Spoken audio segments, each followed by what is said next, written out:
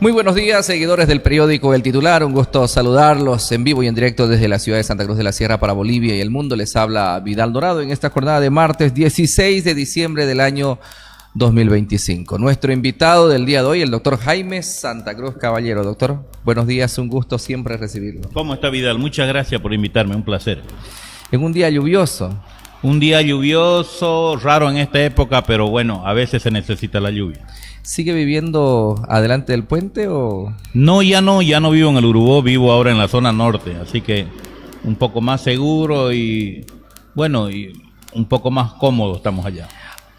¿Ha habido problemas en nuestras comunidades, en el torno con fallecidos, desaparecidos? ¿Cómo ha visto el manejo de la alerta de la emergencia por parte del gobierno nacional?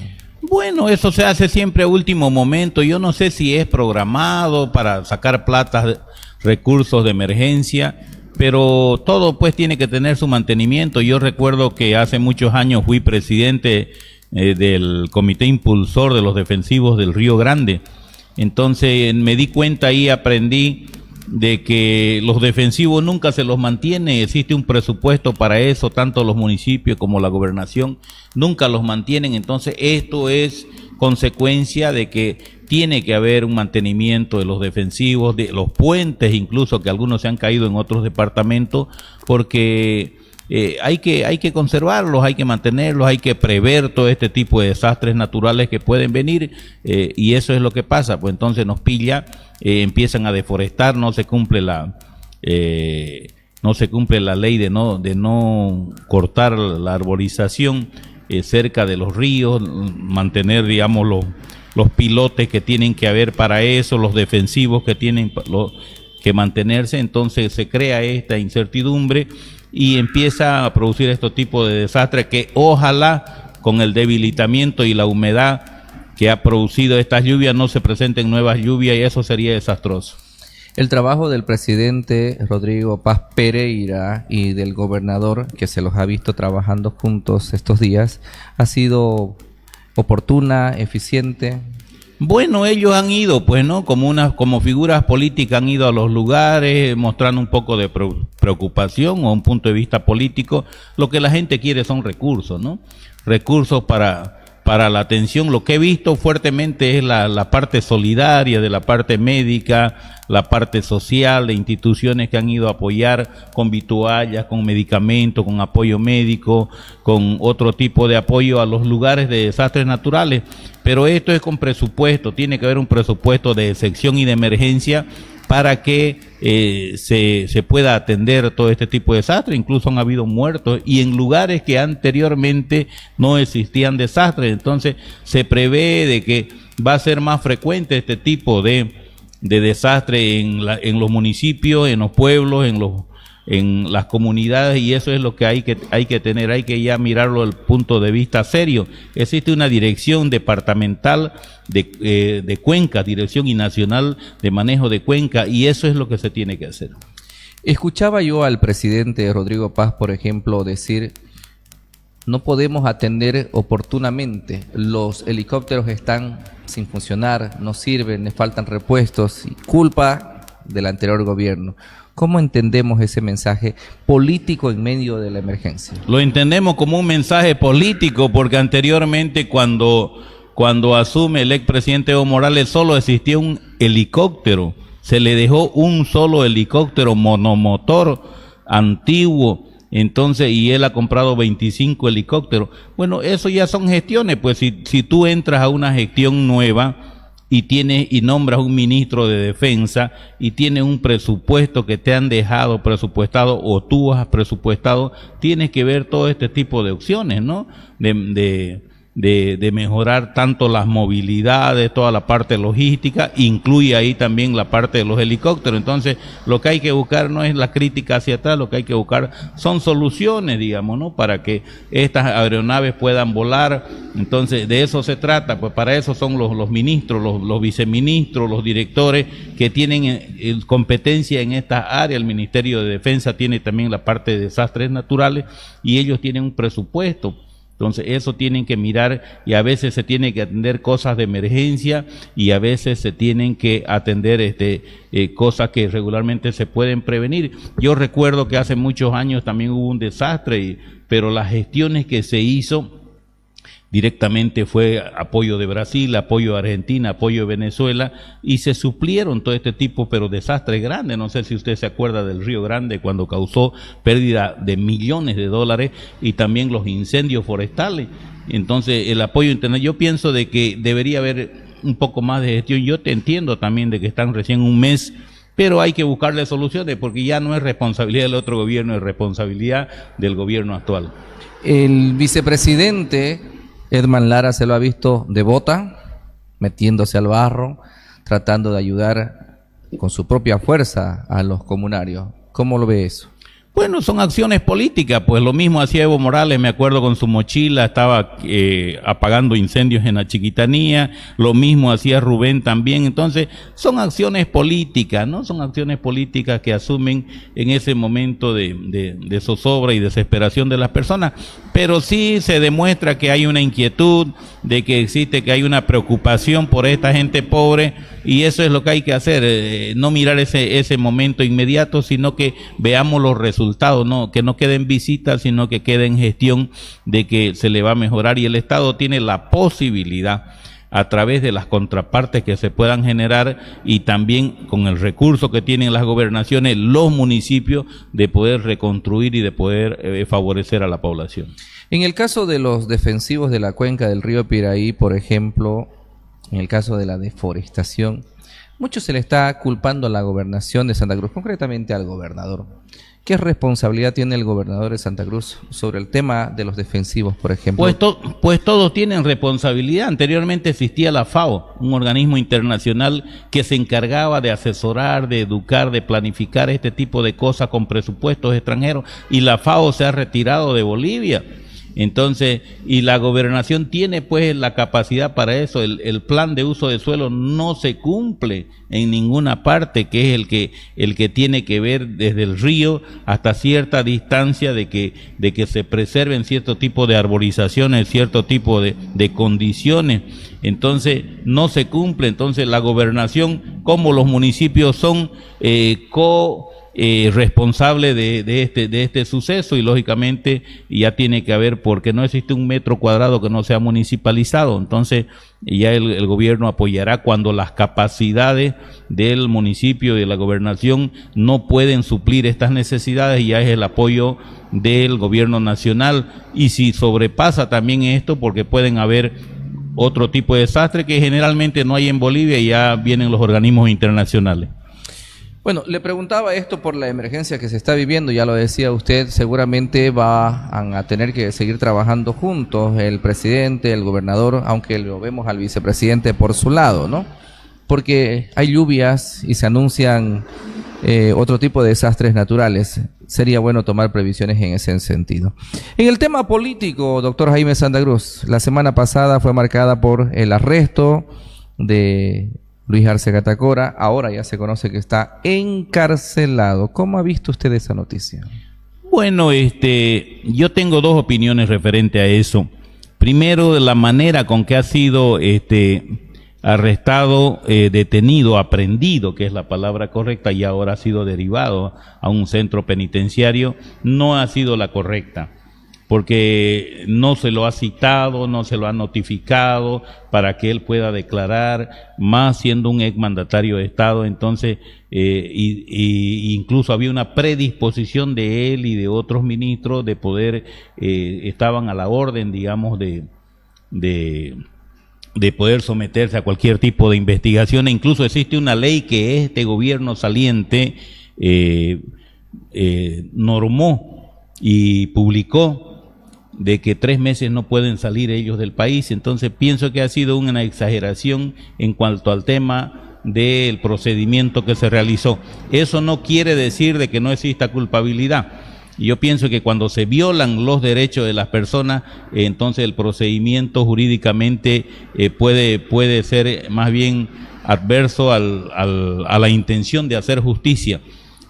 Ahora, de que sí existen sospechas grandes de que existe un mal manejo referente a esto, un proceso administrativo fallido, de que no se debe depositar dinero en cuentas privadas, lo dice la ley SATCO. Entonces sí, en eso existe culpabilidad. Son muchos millones de dólares que se han depositado en cuentas privadas y proyectos que se ha demostrado, más de 250 proyectos que se ha demostrado de que no se han realizado, entonces, y los recursos han sido desembolsados. En ese sentido, es, digamos, de que se lo aprende al expresidente, y también se cita a otras autoridades que se cree que son parte del desfalco, digamos, del Fondioc. En términos sencillos, a simple vista, como se dice, hay responsabilidad de parte de Luis Arce. Se sospecha que existe responsabilidad, porque él no deja de ser, existen los delitos por acción que uno los hace, o por omisión cuando uno ve y no dice nada, y no hace nada, o pudiendo prevenirlo. Y él no solamente era ministro de Economía, sí, que era el encargado directamente de manejar o ser parte, digamos, de control de los recursos de esto y otros recursos de otras cosas del país, sino que era el presidente del directorio del Fondo Indígena. Entonces, él formaba parte activa y decisiva, así como la señora Nemesia Chacollo, de los recursos del Fondioc. Entonces no había, que no conocía, que lo ignoraba, entonces no había pretexto, digamos, de que él no pueda conocer estos recursos, dónde iban, cómo se hacían, si se manejaban bien, no se manejaban bien, porque él formaba parte, aparte de ser ministro cabeza de la economía, formaba parte del directorio del Fondioc. Muchos dicen de que este proceso podría alcanzar a Evo Morales con un juicio de responsabilidades, porque él sí era presidente, en cambio el otro era ministro. ¿Hasta qué nivel podría llevar esta investigación? ¿Hasta Evo Morales? Bueno, si se maneja políticamente este tema, digamos, como se ha estado manejando muchos temas, yo considero que sí, pero si se maneja jurídicamente correctamente, existen pues competencias, ¿no? Competencia. Ahora, si se demuestra dentro de esa investigación que el expresidente Evo Morales hubiese ordenado, firmado algún documento, ordenado verbalmente o a través de instructivas por escrito, de que se manejen de esa manera, o aceptado esos recursos que manejen de esa manera, eso ya conllevaría, digamos. Entonces, dentro de esto tiene que ser serio el gobierno, para que no solamente se castigue a los culpables, sino que también para que se deje un precedente, se llama en derecho jurisprudencia, de que los recursos tienen que manejarse bien. En conclusión, yo pienso de que la competencia viene hasta ahí, porque los ministros tienen la capacidad de decisión, por eso son cabeza de sectores. Ahora habría que ver si existen otras implicancias de otro tipo de ministerios también, ¿no? Decía usted, por ejemplo, de que se sospecha que es responsable de que se ha cometido ciertas irregularidades, por ejemplo, el depósito de dinero en cuentas privadas, que la ley SAFCO, indica usted, no lo permite. En ese sentido, la investigación que lleva adelante el gobierno, ¿se puede considerar de que es necesaria, es prudente, es justa de repente? La manera con que se está haciendo es la que yo no comparto, porque se puede caer el proceso de la manera arbitraria que se lo detiene al presidente, de la manera con que se lo juzga sin prueba todavía constatable. En el caso del gobernador de Santa Cruz fue diferente. Él ya había sido citado en varias oportunidades, incluso el gobernador actual tuvo el atrevimiento de decirle al ministro: venía a agarrarme aquí en mi pueblo, a ver si podés, a ver si te animás.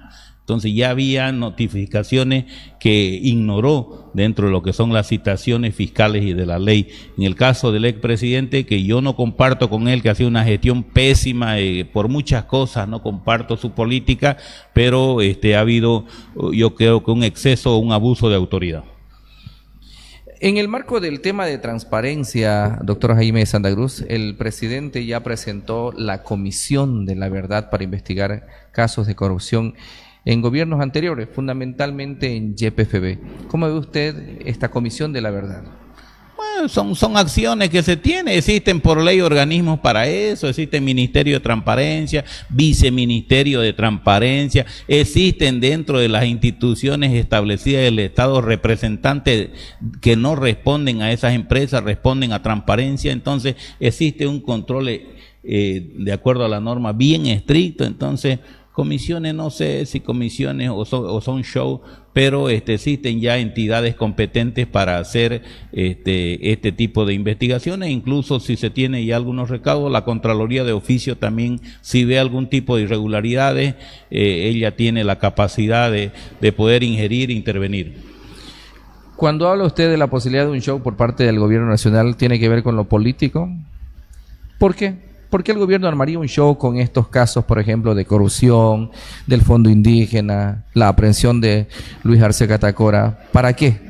Porque tiene que mostrar gestión, pues yo creo que existe una desesperación de parte del gobierno cuando ingresa, yo entiendo al presidente Rodrigo Paz, una persona joven, un ex senador, cuando ingresa en un país totalmente quebrado, entonces sin combustible, sin circulación de dólar, con una devaluación tremendamente fuerte, entonces él tiene que mostrar gestión y creo que la desesperación lo está haciendo respetuosamente, improvisar en algunas cosas y esto, digamos, son resultado de eso, porque la gente esperaba que en los primeros días, incluso el error de nuestro presidente fue ponerse plazos para decir en tal fecha yo voy a tener tantos millones, en tal fecha me va a llegar tanto, entonces eso, digamos, la gente empieza a generarse un tipo de expectativa de que va a hacer ese tipo de acciones y a veces las cosas no salen como uno las planifica.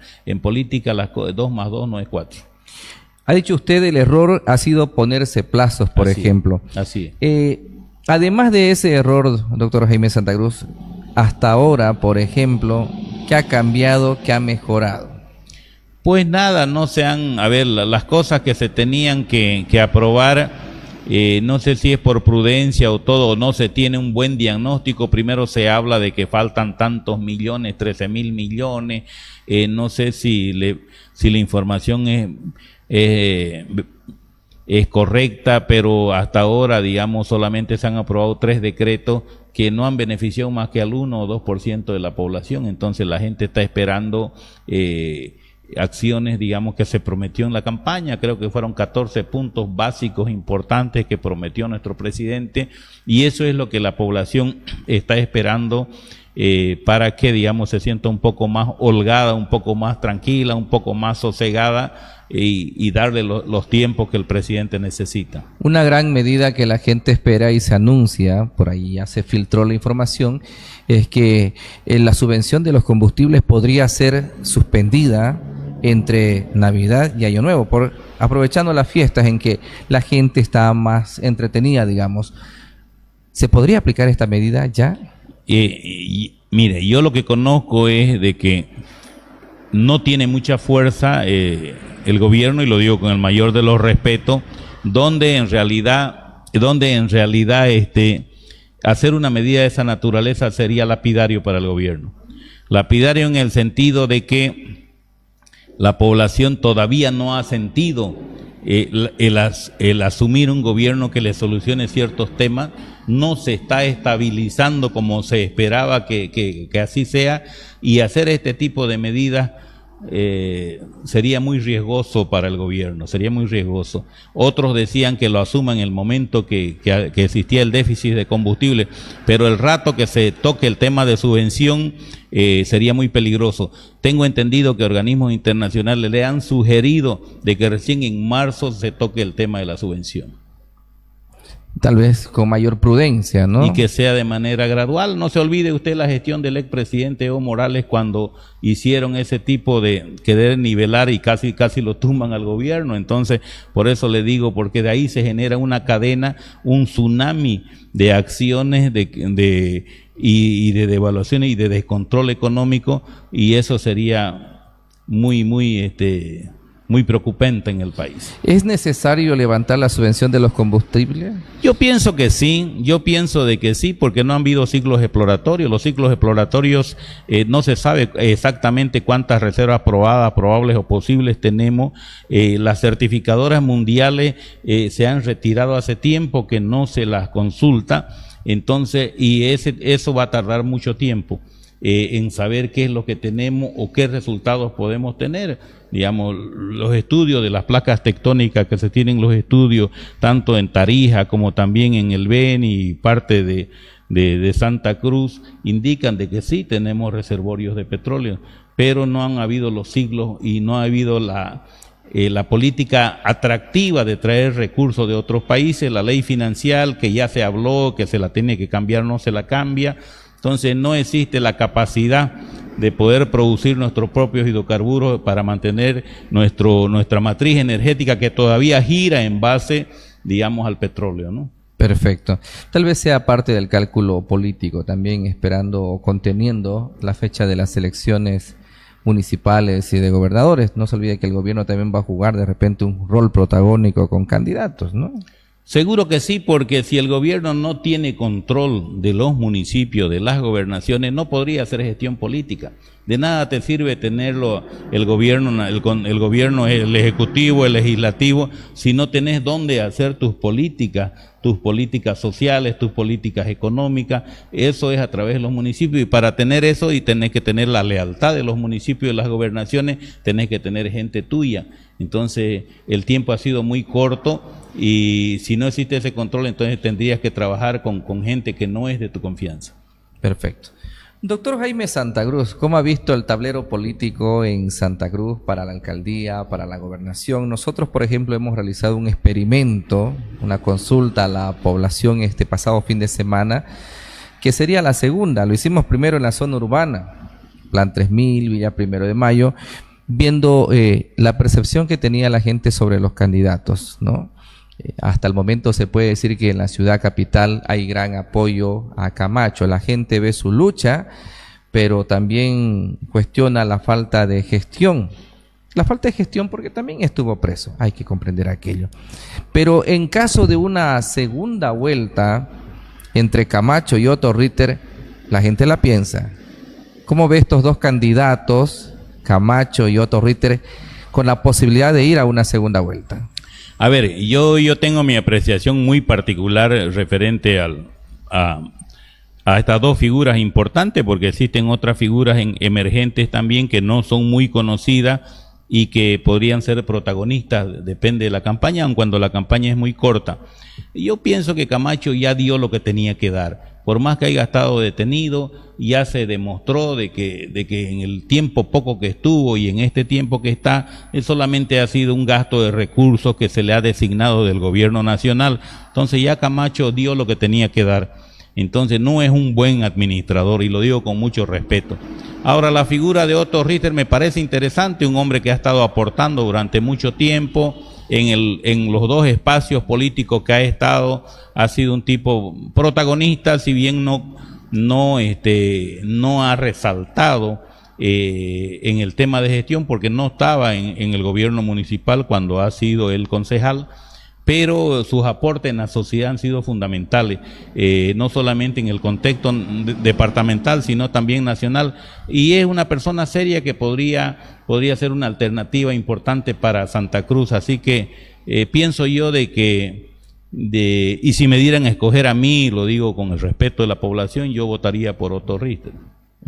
¿Cuál es lo bueno y lo malo de Otto Ritter? Bueno, a mí me gusta ver siempre lo bueno de las personas, porque lo malo lo tenemos absolutamente todo. Yo pienso que lo bueno de Otto Ritter es que es una persona sincera, honesta, porque no se le ha demostrado corrupción en ninguna parte que él ha administrado los cargos públicos que ha tenido. Un excelente profesional, una persona que tiene muy buenas relaciones con todos los grupos etarios, una persona que se la ve con más características de pueblo, una persona que se puede sentar con el hombre rico, con el empresario, como también con la gente pobre, con la gente de campo, y eso es una virtud, porque gran parte de la votación del departamento de Santa Cruz dependen de las provincias. De acuerdo a su percepción, no precisamente pensando en ver el futuro, doctor Jaime Santa Cruz, ¿usted cree que Otto Ritter podría arrebatarle la gobernación a Camacho en la primera o en la segunda vuelta? Yo ese es lo que yo pienso, no sé si en la primera o en la segunda, pero eso yo si fuera mi decisión, pero habría que ver qué otros mecanismos se mueven. Pero yo soy de la idea de que las personas deben tener su oportunidad. Y Camacho ya tuvo una oportunidad, incluso nacional, y fracasó, y se vieron otro tipo de expectativas y otro tipo de desilusiones para la sociedad cruceña y nacional, y también en su gestión, que ha sido muy cuestionada, que han habido auditoría, y no deja, digamos, un estadio en que estaba financiado, incluso con recursos de afuera, no se ha podido concluir, y no se ve ninguna gestión del gobierno departamental que pueda ser sobresaliente. Mire, hay una carretera que va de aquí de Santa Cruz por detrás de la G77 a Guarne, nunca la gestionó para terminarla, una gestión que hizo el expresidente Evo Morales, pero una carretera de doble carril, de dobles avenidas, entonces donde por el medio va un ferrocarril, que sería un descongestionamiento tremendo para Santa Cruz por la viabilidad y el transporte que viene del norte. Entonces es una persona despreocupada, digamos, por las cosas que puedan suceder. Estos desastres naturales que vienen son parte de la responsabilidad de esta gestión que no termina todavía Luis Fernando Camacho. Entonces tiene que haber un presupuesto, asesoramiento internacional para la defensa. Existe una dirección de cuencas, como le decía yo, en la gobernación, y eso es una desatención totalmente cierto, porque existen direcciones del CEARPI, direcciones del Río Grande que la maneja la gobernación. Ya decía usted, doctor Jaime Santa Cruz, hay otros candidatos emergentes también, el caso del empresario Julio César Torres, nuevo, no tiene antecedentes, no tiene cola, como dicen normalmente en política. ¿Cómo lo ve a Julio César Torres? Mire, yo he tenido la oportunidad de conversar 2 veces con él, y es una persona interesante, una persona nueva, si bien políticamente no es conocido socialmente, pero me parece una persona con muchas ideas, renovadoras sobre todo, y que puede ser de aporte, pero para ganar elecciones municipales, de gobernaciones, hay que tener una estructura, y esa estructura se va construyendo de a poco. Entonces no lo veo como una persona que pueda ser parte, digamos, de terciar o de pelear todavía la gobernación en Santa Cruz. ¿Qué puede hacer Julio César Torres, aparte de estructura, para poder incidir en el voto de la gente? Bueno, pero él es una persona que está empezando a hacer política. Es importante, estos son inversiones en política, a veces hay inversiones, nadie gana en la primera. A veces hay que invertir, mostrar lo que uno quiere, entrar a los debates. Ojalá que existan debates para que conozcamos las capacidades de propuesta, foros también, y podamos nosotros escoger o escuchar a los mejores candidatos que puedan haber, tanto en la gobernación como en la alcaldía. Perfecto. Ya veremos más adelante el tema de la alcaldía, porque todavía no hay perfiles confirmados al 100%. Los de la gobernación son los que más se han adelantado, creo. Doctor Jaime Santa Cruz, como siempre, un gusto recibirlo bien. Muchas gracias, Vidal, muy amable a usted y a su equipo de acá del diario. Muchas gracias, doctor. Gracias. El doctor Jaime Santa Cruz Caballero hoy nos ha acompañado en este análisis sobre, en principio, lo que está pasando con las inundaciones, la reacción del gobierno nacional del presidente Rodrigo Paz Pereira para atender la emergencia nacional, pero también la aprehensión del presidente Luis Arce Catacora, que hoy está entre rejas en San Pedro. Además, los perfiles de candidatos a la gobernación, que son muy importantes analizarlos en este momento. Gracias por haberme acompañado. Soy Vidal Dorado desde la ciudad de Santa Cruz de la Sierra para Bolivia y el mundo. Permiso.